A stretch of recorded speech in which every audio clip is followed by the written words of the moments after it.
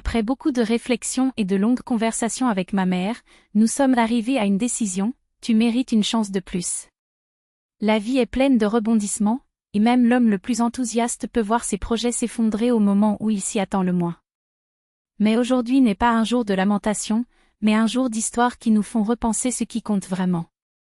Parce qu'en fin de compte, peu importe à quel point la vie nous met à l'épreuve, la famille c'est tout et notre refuge. Et c'est dans cette optique que j'ai choisi cette histoire pour clôturer notre sélection. Puisse-t-il toucher votre cœur et réchauffer vos pensées alors que vous vous permettez de vous plonger dans ces mots. D'aussi loin qu'elle se souvienne, Vera avait vécu entourée de poupées. Ce n'était pas n'importe quel jouet, pour elle, ces petites figurines en plastique étaient de vrais bébés. Il les baignait, les nourrissait, les berçait et leur lisait des histoires comme s'ils étaient ses propres enfants. Pendant que les autres enfants jouaient à cache-cache, elle répétait déjà le rôle de mère, imaginant le jour où elle aurait un vrai fils à aimer. Les parents ont ri en disant que ce n'était qu'une phase, mais quand son petit frère est né, cela est devenu clair, Vera est née pour s'occuper d'elle. Il n'y avait pas de plus grand bonheur que de porter ce paquet chaud dans ses bras, de sentir l'odeur du lait, d'entendre le charabia que seul un bébé peut faire. Elle était l'ombre de sa mère, son aide infatigable, sa sauveuse des jours épuisants. Sans toi, je serais devenue folle du postpartum, a avoué la maman, épuisée. Mais Vera haussa simplement les épaules, sourit timidement et répondit, ce n'est rien. Quand je serai grande, j'aurai 3 enfants, tu verras. Elle ne savait pas à cette époque que la vie ne réalise généralement pas tous nos rêves. Les années ont passé et Vera a grandi, mais pas comme elle l'imaginait. Premièrement, les études lui prenaient tout son temps. Puis est venue la carrière, la recherche de stabilité, le rush quotidien qui dévore les journées sans pitié. Lorsqu'il s'en est rendu compte, il avait déjà 32 ans, avec un appartement vide et le sentiment que quelque chose de fondamental lui avait échappé. L'horloge ne cessait de tourner, et tout le monde semblait avoir son opinion à ce sujet, les parents, avec des regards inquiets, les amis, avec des questions indiscrètes, même les collègues, avec leur « à cet âge-là, et quand est-ce qu'on a un homme ?» Les conseils ne manquaient pas, mais ce qui manquait vraiment, c'était quelqu'un de digne.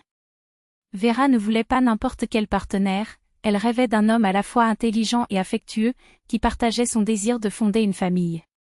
Mais tous ceux qui croisaient son chemin semblaient loin de cet idéal. Jusqu'au jour où sa patronne, avec ce sourire malicieux de quelqu'un qui croit savoir ce qui est le mieux pour les autres, décide d'intervenir. « Vera, j'ai un ami parfait pour toi. Un homme hétéro, un travailleur acharné, sans fioritures. Laisse-moi te présenter ?» Elle hésita. C'était embarrassant d'accepter une telle faveur, mais le patron a insisté, ce n'est rien de grave, juste le dîner. Si ça ne marche pas, personne ne vous obligera à faire quoi que ce soit. Alors, contre sa propre volonté, Vera a fini par dire oui. Georgie n'était pas exactement ce qu'elle imaginait, mais, à sa grande surprise, il allait mieux. Sympathique, attentif et surtout persistant. Un dîner s'est transformé en 2, puis sont venues les promenades, les visites chez elle, et avant qu'elle s'en rende compte, elle était déjà enveloppée dans un tourbillon de romance qui lui donnait le vertige. En quelques semaines, il avait emménagé dans son appartement, la présentant à sa mère comme si c'était la chose la plus naturelle au monde.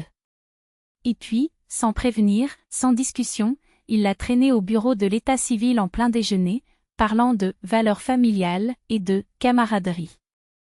Vera, abasourdie par la rapidité des événements, s'est laissée emporter comme une marionnette, signant des papiers tandis que sa tête tournait avec la question « Comment tout cela est-il arrivé si vite ?» Un mois plus tard, elle regardait la bague à son doigt, essayant toujours d'assimiler la réalité, pendant que son mari parlait au téléphone avec sa mère.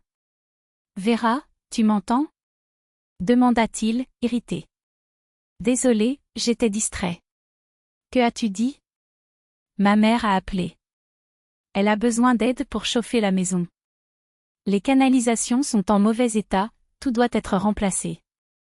Je n'ai plus d'argent en ce moment, alors tu paies, d'accord ? Elle déglutit difficilement, mais accepta. Après tout, cela pourrait être une urgence. Mais il n'a pas fallu longtemps pour que les demandes se répètent. D'abord, une nouvelle salle de bain, puis, la rénovation du balcon, puis une machine à laver. Jusqu'au jour où Vera n'en pouvait plus. Georgie, je comprends que tu veuilles aider ta mère, mais nous avons aussi nos factures.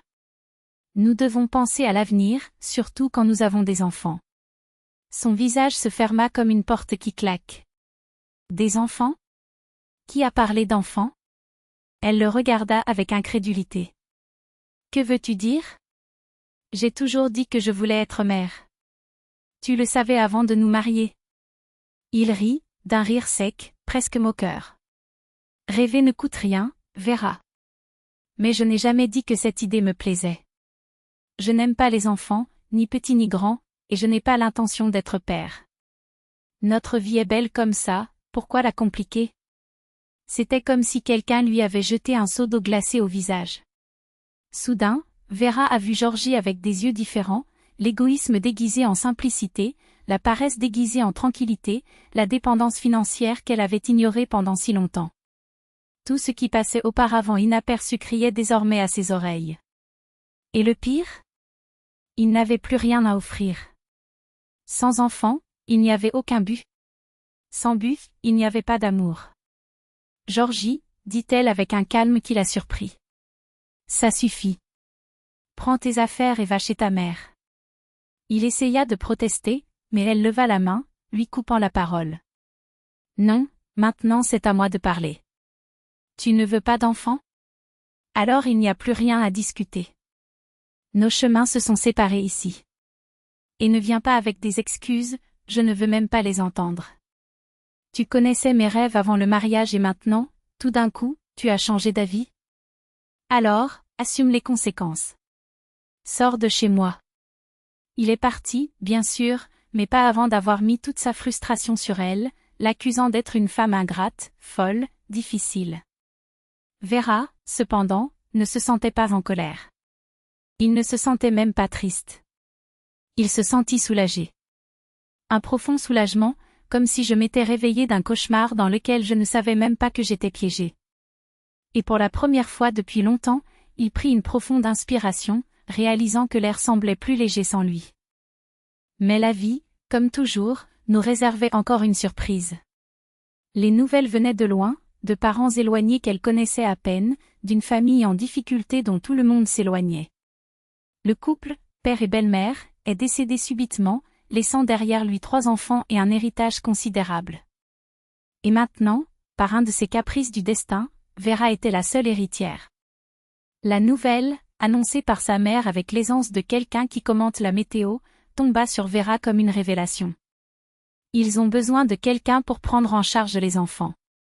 Ce n'était pas une demande, ni une suggestion, juste une information dans l'air, de celle que le destin semble murmurer chaque fois qu'il veut que nous y prêtions attention. Et Vera a écouté. Non pas comme une obligation, mais comme un appel qui résonnait en elle, clair et irrésistible. L'argent? Non pertinent. L'héritage était un détail mineur, un bonus inattendu au milieu de quelque chose de bien plus grand. Ce qui l'émouvait, c'étaient ces 3 visages inconnus, 3 vies qui, soudain, dépendaient d'elle. Ce n'était pas facile. La bureaucratie, comme toujours, a érigé ses murs de papier et de timbres, chaque étape étant une bataille contre la lenteur des processus et la méfiance envers autrui. Mais Vera a persisté. Et quand elle a finalement suivi par la main les 3 filles des sœurs si proches en âge qu'elles ressemblaient à des échelles d'années, la plus âgée en avait si j'ai su que j'avais fait le bon choix. Ils étaient gentils.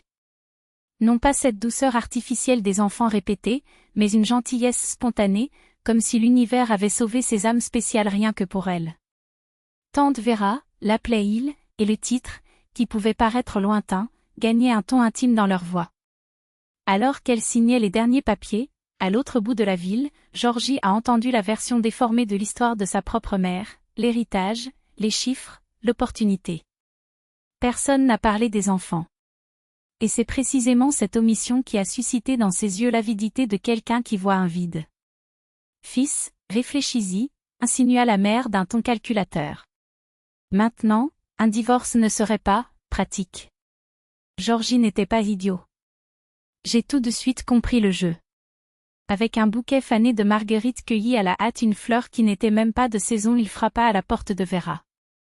Il la trouva jusqu'au coude dans la farine, les cheveux attachés en chignon défait, l'odeur du pain fait maison flottait dans l'air. J'ai beaucoup réfléchi, a-t-il commencé, de la voix onctueuse de quelqu'un qui répète un discours. Nous pouvons réessayer. Sans enfant, bien sûr, mais avec un chien, qui sait? Les enfants adorent les chiens. Vera retint son rire. Non pas celle de la moquerie, mais celle qui naît de la pure ironie. Quelle coïncidence, répondit-il doucement. Les filles aussi aiment les chiens. En fait. C'est alors qu'elle fit irruption dans la cuisine, 3 ouragans de rire et les mains couvertes de pâtes, le visage illuminé par la même question, est-ce qu'on va avoir un chien, tante Vera? Georgie pâlit. De quels enfants s'agit-il? Où sont leurs parents? Renvoyez-les. Sa voix était aiguë, presque hystérique. Vera serra les filles dans ses bras, leur murmura quelque chose qui les fit retourner à la cuisine en courant, promettant de parler de ce chien dans peu de temps. Lorsqu'elle se tourna vers lui, ses yeux n'avaient plus l'ombre du doute qui les obscurcissait autrefois. Ils sont à moi, dit-il simplement. Mes filles. Et si vous voulez revenir, Georgie, vous devrez accepter cela. Les 3. Aucune condition.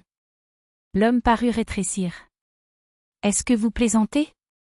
Pourquoi plaisanterais-tu?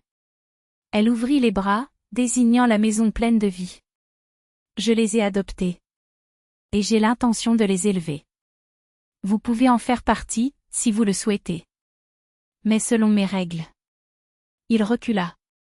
D'abord un pas, puis un autre, jusqu'à ce qu'elle tourne les talons et disparaisse dans le couloir en lançant par-dessus son épaule, tu es fou. Tu prends ça sur toi? Je passe. Envoie les papiers du divorce. Vera sourit. Je les avais déjà préparés. Quelques jours plus tard, un énorme chien à fourrure qui ressemble davantage à un bisounours a commencé à partager le canapé avec les filles.